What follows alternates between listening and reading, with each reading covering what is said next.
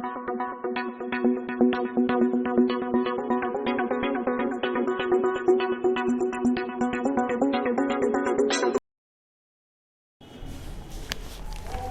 afternoon student, this is Mastermind Public Higher Secondary School Hatmas Prepariya. Okay, today we will start our new exercise and 3.3 chapter name Understanding Quadrilaterals. Okay, तो आज हम अपनी कौन सी exercise करने जा रहे हैं 3.3.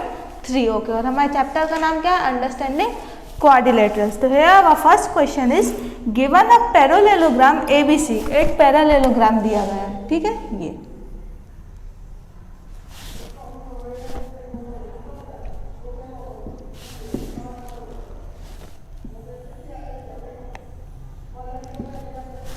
Okay, given parallelogram ABC complete. जो स्टेटमेंट नीचे दिए हैं उनको अपन को करना है. तो क्या स्टेटमेंट है? फर्स्ट है AD इक्वल्स टू ये. तो बताइए कि AD किसके इक्वल्स होगा. तो देखिए AD का है ये पैरेललोग्राम है, तो इसके सारे साइड जो सामने वाली साइड है वो एक दूसरे के इक्वल होंगी. तो जो AD किसके इक्वल है? AD BC के इक्वल है. ओके, क्योंकि अपोजिट साइड्स आर इक्वल, क्योंकि उनकी क्या होती है opposite sides are equal. Okay, our second question is angle DCB equals to angle DCB क्या है? तो देखो एंगल DCB कहाँ है? एंगल DCB मतलब ये एंगल किसके बराबर है? तो ये एंगल इस एंगल के बराबर है, क्योंकि अपोजिट एंगल्स आर इक्वल. तो angle DAB because opposite angles are equal in parallelogram. Okay, our third question is OC equals to. OC किसके इक्वल है? Where is OC? OC equals to OC equals to AO. क्यों? Because diagonal क्योंकि इसके जो diagonal होते हैं वो एक दूसरे को क्या करते हैं? बाइसेक्ट करते हैं, एक दूसरे को बराबर भागों में काटते हैं. तो AO equal OC. Our fourth question is angle DAB plus angle CDA कितने सम होगा? तो एंगल DAB तो angle A plus angle D ये 180 डिग्री के होंगे, क्योंकि ये जो एंगल है वो एक ही लाइन पे बन रहे हैं, है ना, क्योंकि एडजेसेंट एंगल व सप्लीमेंट्री. तो ये है ना कैसे एंगल है एक ही लाइन पे बन रहे हैं, मतलब ये एंगल भी एक ही लाइन पे बन रहा है, ये एंगल भी एक ही लाइन पे बन रहा है. तो अपन क्या लिखेंगे? एडजेसेंट एंगल व सप्लीमेंट्री एंगल मतलब 180 डिग्री के होते हैं. ओके,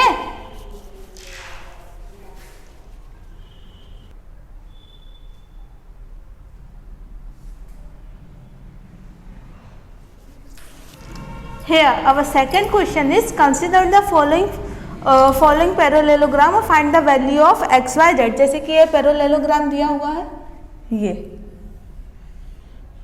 है ना, जैसे कि ये हो गया DCB and A. This is Y, this is X, this is Z and this is 100. तो हमको X, Y और Z की वैल्यू फाइंड करनी है. ओके, तो हमको किस किस की वैल्यू फाइंड करना है? X, Y and Z. तो ओके, तो देखिए हमको क्या पता है? एंगल ABC कितना है? 100. हमारा एंगल ABC कितना है? 100 डिग्री. तो हमको पता है जो अपोजिट एंगल्स होते हैं वो कितने डिग्री के होते हैं? अपोजिट एंगल्स वे 180 डिग्री. मतलब हमको ये पता है कि angle B plus angle D ये कितने डिग्री के होंगे? 180 डिग्री के होंगे, हमको ये पता है.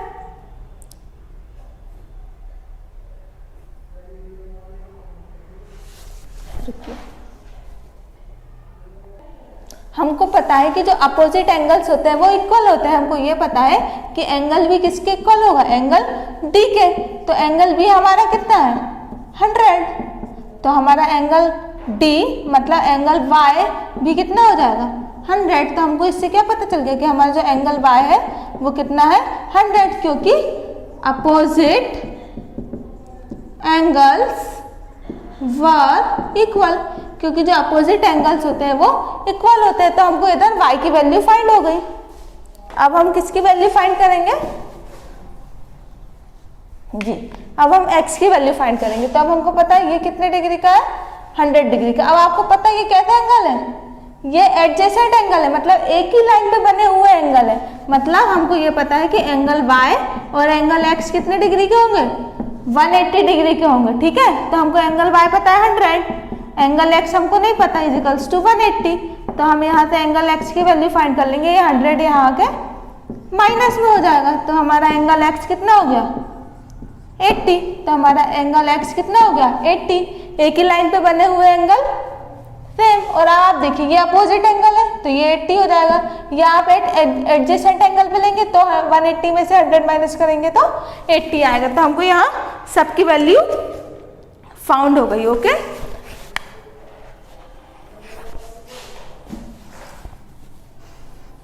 Now question number 3।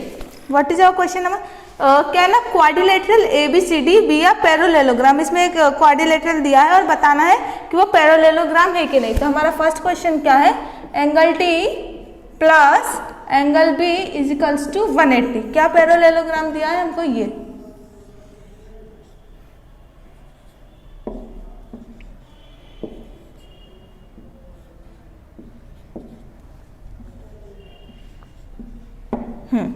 तो देखिए हमको ये दिया है और हमको पता ना ये पैरेललोग्राम है कि नहीं। तो सबसे पहले ये एक पॉलीगॉन है क्योंकि इसमें 4 साइड है। तो हमको पता है सम ऑफ पॉलीगन, पॉलीगन का सम कितना होता है 360।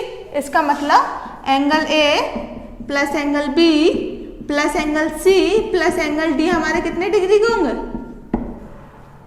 360 डिग्री के। तो इस हिसाब से हमारा एंगल A कितना दिया है हमको नहीं पता, एंगल B हमको दिया है 90, एंगल C हमको नहीं पता और एंगल D हमको दिया है 90 और ये हो गया 360। 90 90 180 plus angle A plus angle C 360 degree.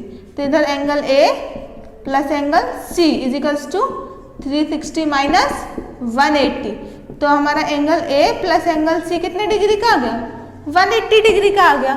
मतलब ये दोनों भी सेम हो गए, मतलब ये भी 90 और ये भी 90। तो देखिए ये जो पॉलीगन है इसके सारे सम कितने हो गए, 90 90 90 90 360 हो गए। मतलब सम ऑफ ऑल एंगल्स वे 360। तो रिस्पेक्टिवली ये क्या हो गया, हमारा एंगल A भी 90 हो गया और एंगल C भी 90 हो गया। तो इस तरीके से हम कह सकते हैं कि angle A B C D are a parallelogram. Okay, here our fourth question is draw a rough figure of a quadrilateral that is not a parallelogram but has exactly two opposite sides opposite angles of equal measure। हमको एक quadrilateral बताना है जो parallelogram ना हो पर उसकी 2 side equals होनी चाहिए, इक्वल्स टू होनी चाहिए। तो इसका आंसर है काइट। ये पैरेललोग्राम नहीं है बट इसकी जो 2 साइड्स होती है जैसे कि एंगल A और एंगल C, जैसे कि अपन इसको A B C D है, angle A equal to angle C but angle D is not equal to angle B। ये एक पैरेललोग्राम नहीं है क्योंकि पैरेललोग्राम में अपोजिट साइड इक्वल होती है। पर हमको ये बताना है कि एक क्वाड्रिलेटरल एक पॉलीगन बनाना है, वो क्वाड्रिलेटरल नहीं होना चाहिए, बस इसकी 2 साइड्स इक्वल होनी चाहिए। तो इसके एंगल A और एंगल C इक्वल है बट एंगल B और एंगल D इक्वल नहीं है। तो इसका आंसर क्या हो जाएगा, काइट। ये वो ठीक है, ये क्वाड्रिलेटरल है पर पैरेललोग्राम नहीं है क्योंकि इसके सारे अपोजिट एंगल्स इक्वल होते हैं पैरेललोग्राम में, पर इसमें अपोजिट एंगल सभी इक्वल नहीं है। तो ये एक क्वाड्रिलेटरल है पर पॉलीगन नहीं है। तो आंसर क्या हो जाएगा, kite. Here our next question is the measure of 2 adjacent angle of a parallelogram are in ratio 3:2। तो एक पैरेललोग्राम दिया है जिसके 2 एडजेसेंट एंगल, जैसे कि ये क्वाड्रिलेटरल है एक अपना ये A B C D। Adjacent angle क्या होते हैं, ये और ये जो एक ही लाइन पे बने होते हैं। तो एक का रेशियो कितना है 3x और एक का रेशियो है 2x, एक ही लाइन पे बने हुए एंगल को एडजेसेंट एंगल कहते हैं। ओके, तो हमको पता है कि एडजेसेंट एंगल वेयर सप्लीमेंट्री मतलब 180 डिग्री के होते हैं। सप्लीमेंट्री मतलब 180 डिग्री के होते हैं। तो हमको ये पता चल गया 3x plus 2x is equals to 180। 3 और 2 5x is equals to 180। x यहाँ आ जाएगा, 5 यहाँ मल्टीप्लीकेशन में, तो यहाँ काय में चला जाएगा, डिवाइड में, और हो जाएगा x की वैल्यू हो गई 5 3 जा 15 और 5 6 जा 30। तो हमारी x की वैल्यू आ गई 36। तो हमारा ये एंगल कितना हो जाएगा, एंगल ए कितना है हमारा 3x, मतलब 3 इंटू 36 मतलब 108 डिग्री का। तो ये हमारा कितना हो गया 108। तो इसी तरीके से एंगल डी कितना हो जाएगा 2x है, मतलब 2 इंटू 36 मतलब 72। तो ये एंगल हमारा कितना हो गया 72। तो अब आपको पता है opposite angles they are equal. तो ये 72 है तो ये भी 72 होगा, ये 108 है तो ये भी 108 होगा। ओके, तो हमको इस तरीके से इस सब की साइड हमको पता चल गई। Okay, here our next question 6, the adjacent angle of a parallelogram have equal measure।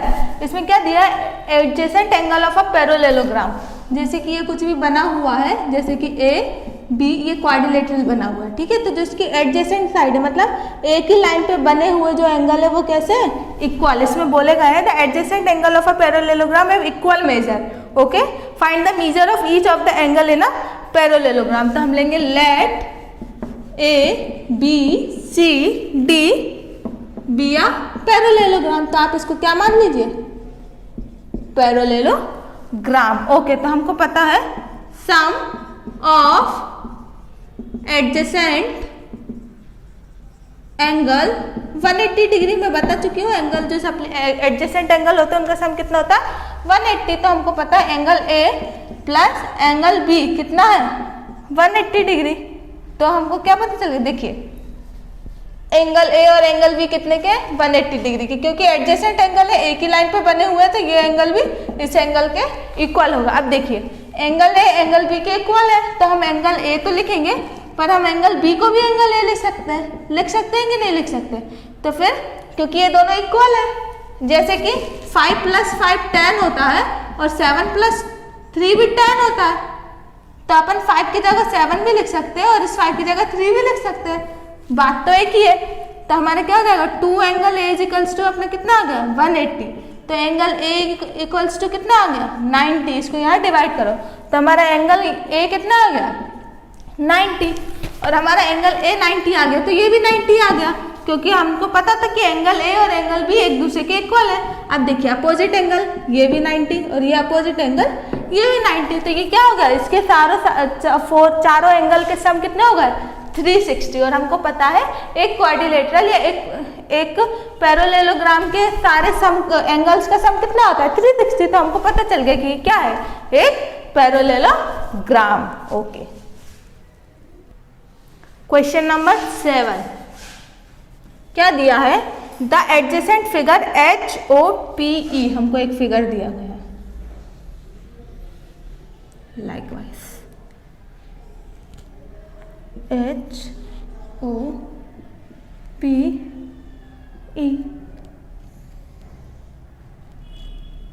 This is angle 40, this is angle X, this is angle Y, and this is angle 70।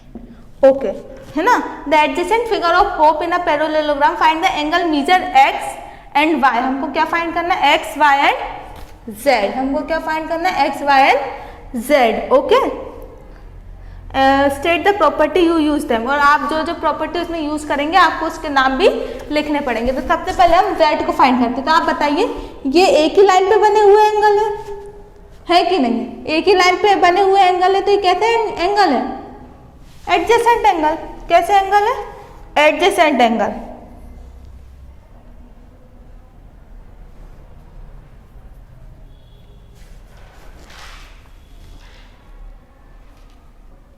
देखिए अब आपको क्या पता है, देखिए ये एंगल ये हमको कितना दिया गया है 40।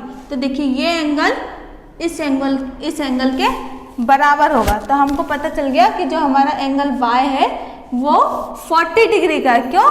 क्योंकि अल्टरनेट इंटीरियर एंगल, कौन सी प्रॉपर्टी लगी है इसमें? Alternate interior. तो मतलब ये इसके इक्वल होगा, मतलब ये 40 है तो एंगल y भी हमारा 40 होगा। अब इसमें दिया है एंगल P इजिकल्स टू 70, जैसे मतलब ये 70 दिया है तो हमारा जो एंगल P होगा वो भी 70 होगा। क्यों? Same alternate interior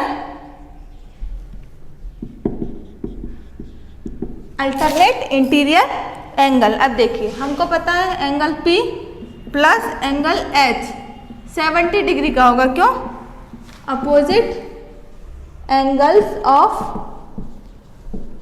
parallelogram are equal. देखिए एंगल P ये और एंगल H क्या होता है? ये वाला एंगल P ये है तो ये एंगल बराबर होगा। क्यों? क्योंकि अपोजिट एंगल है, ये एंगल इसके अपोजिट है। ओके, अब देखिए ये 70 है तो ये भी 70 होगा क्योंकि alternate interior angle. Okay, alternate interior angle है। और एंगल y 40 है तो एंगल ये 40 है तो एंगल y भी 40 होगा क्योंकि अल्टरनेट इंटीरियर एंगल। और अब देखिए angle P equals to angle H because this is opposite angle of parallelogram, equal होते हैं। अब देखिए हमको z कैसे पता चलेंगे? Angle H minus 40 equals to 70 minus 40 equals to 30। देखिए एंगल Z, एंगल H कहाँ है अपना? ये angle H minus 40 equals to 70। Angle H अपन को क्या दिया है? 70। एंगल H हमको कितना दिया है? 70 माइनस 40 30। तो हमारा Z कितना आ जाएगा? हमारा Z आ जाएगा 30 डिग्री का। Okay,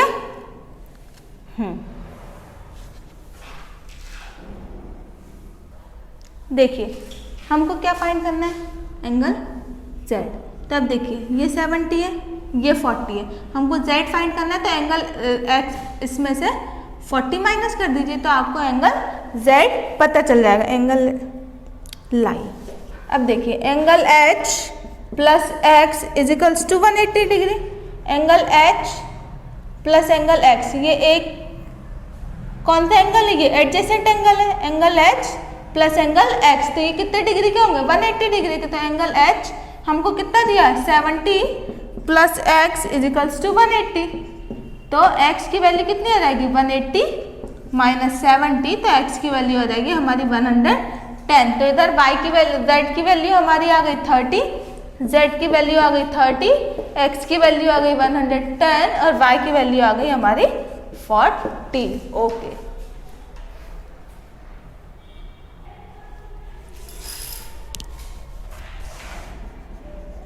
ten question. Explain how the figure is a trapezium which have two sides. ये ट्रेपेजियम है, हमको बताना है इसके टू साइड्स कैसे इक्वल हैं। बाकी क्वेश्चन आप करके देखेंगे घर पे।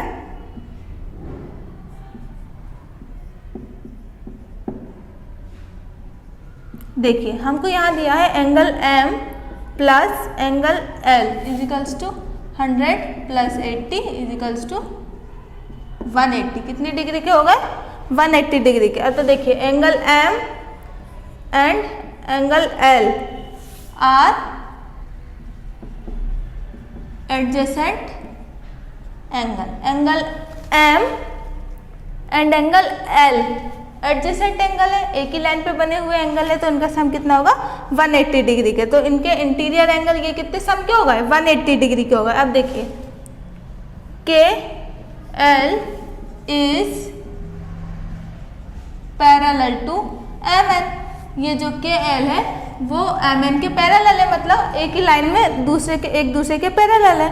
तो hence KLMN is a trapezium. Simple है। देखिए ये एंगल इस एंगल के इक्वल होगा। क्यों? क्योंकि ये एडजेसेंट एंगल है और एडजेसेंट एंगल का सम कितना होता है?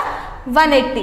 और ये भी एडजेसेंट एंगल है तो ये भी 100 होगा और ये भी 80 होगा। तो ट्रेपेजियम के जो अपोजिट एंगल्स होते हैं वो इक्वल होते हैं और उनकी जो अपोजिट साइड्स होती है वो पैरेलल होती है। तो hence it is prove that angle KLMN is a trapezium. Okay. Question number 11, find M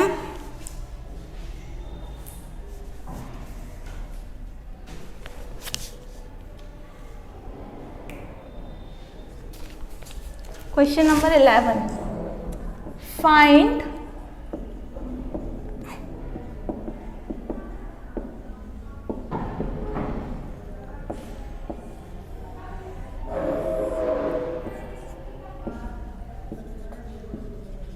this is 120। हमको ये दिया गया है कि एंगल MLC इफ AB ये DC के पैरेलल है। तो देखिए ये हमको 120 दिया है, 120 प्लस एंगल MLC कितने डिग्री के हो जाएंगे? 180 डिग्री के हो जाएंगे। तो हमको एंगल C कितने का हो जाएगा?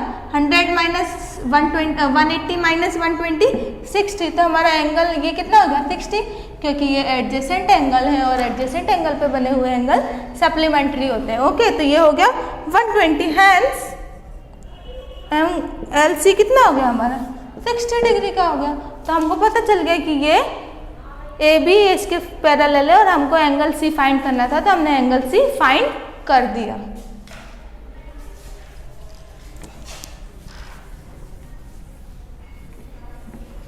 क्वेश्चन नंबर 12,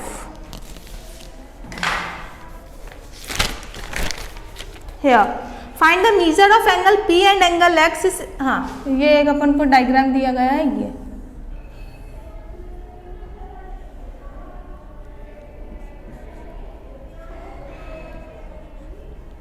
और हमको ये एंगल कितना दिया है? 130 डिग्री। अब हमको बताना है, और ये भी बताया है कि जो XP है वो RQ के पैरेलल है। ओके, तो अब देखिए हमको क्या फाइंड करना है इसमें? Find the measure of angle P।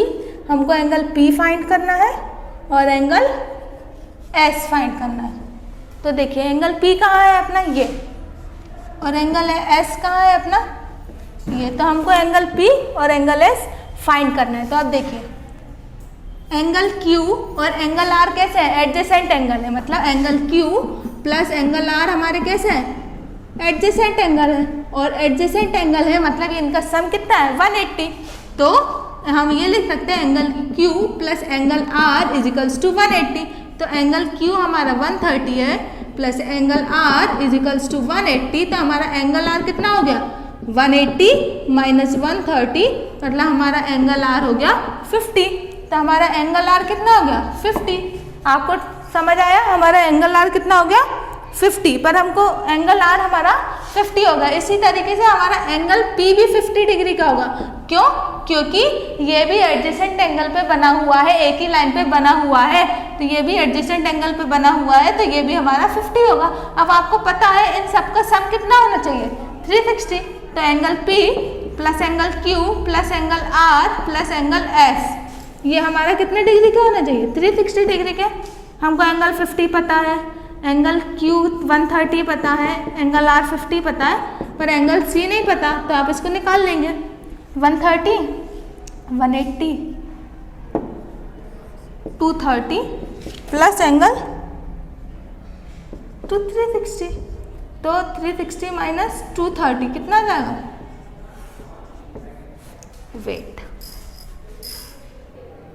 Sorry, देखिए ये हमारा दिया हुआ है कि ये कितना है? 90 डिग्री का। मैंने देखा नहीं, ठीक है, तो ये हमको दिया हुआ है 90 डिग्री का। तो अब देखिए ये दोनों एडजेसेंट एंगल है, तो angle R plus angle S कितने डिग्री का होंगे? 180 डिग्री का।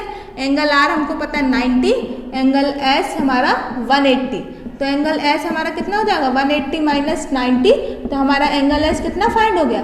90। तो हमारा एंगल S कितना हो गया? 90। अब हमको एंगल P फाइंड करना है, तो ये है 90। तो देखिए एंगल P कितना होगा? ये एडजेसेंट एंगल है, तो हमारा एंगल P हो जाएगा। ये एडजेसेंट एंगल है, ये एक ही लाइन पे बने हुए, तो आपको पता है एडजेसेंट एंगल का सम 180 होता है, तो 180 में से 130 को माइनस करेंगे तो 50 आएगा। तो हमारा एंगल P कितना हो गया? 50। Okay, exercise 3.4 state whether true and false. तो ऑल रेक्टेंगल आर स्क्वायर, तो सभी रेक्टेंगल स्क्वायर हो सकते हैं? नहीं, सभी रेक्टेंगल स्क्वायर नहीं हो सकते, क्योंकि सभी स्क्वायर की साइड इक्वल होती है और सभी रेक्टेंगल की साइड इक्वल नहीं होती। All rhombus are parallelogram, no, सभी रोम्बस पैरेललोग्राम नहीं हो सकते, क्योंकि उनके सारे सम अपोजिट एंगल्स में इक्वल नहीं होते। तो इस तरीके से आप ट्रू फॉल्स कर लीजिएगा पढ़ पढ़ के, जो समझ नहीं आए मैं आपको समझा दूंगी। 4 साइड्स ऑफ इक्वल लेंथ, ऐसे क्वाड्रिलेटरल्स बताइए जिनकी 4 साइड इक्वल होती है, रोम्बस और स्क्वायर। और 4 राइट एंगल ऐसे क्वाड्रिलेटरल्स बताइए जिसके सारे एंगल्स 90 डिग्री के होते हैं, तो square and rectangle. Explain how a square is quadrilateral है, वो स्क्वायर हो सकता है। स्क्वायर में देखिए, स्क्वायर में कितनी साइड होती है? 4 साइड होती है, और क्वाड्रिलेटरल में भी 4 साइड होती है। तो अपन कह सकते हैं कि जो स्क्वायर है वो क्वाड्रिलेटरल्स है। पैरेललोग्राम के बारे में बताइए, तो देखिए जो स्क्वायर है उसकी अपोजिट साइड इक्वल होती है और पैरेललोग्राम की भी अपोजिट साइड इक्वल होती है, तो स्क्वायर पैरेललोग्राम भी हो सकता है। अब रोम्बस में क्या है? स्क्वायर है 4 साइड्स आर इक्वल, स्क्वायर के जो 4 साइड्स वो इक्वल होती है और रोम्बस की भी चारों साइड्स इक्वल होती है। रेक्टेंगल हर एक एंगल 90 डिग्री का होता है और स्क्वायर में भी हर एक एंगल 90 डिग्री का होता है। ठीक है, इसकी एक्सरसाइज मैं आपको वाट्स सेंड कर दूंगी, आप देख लीजिएगा। Thank you students.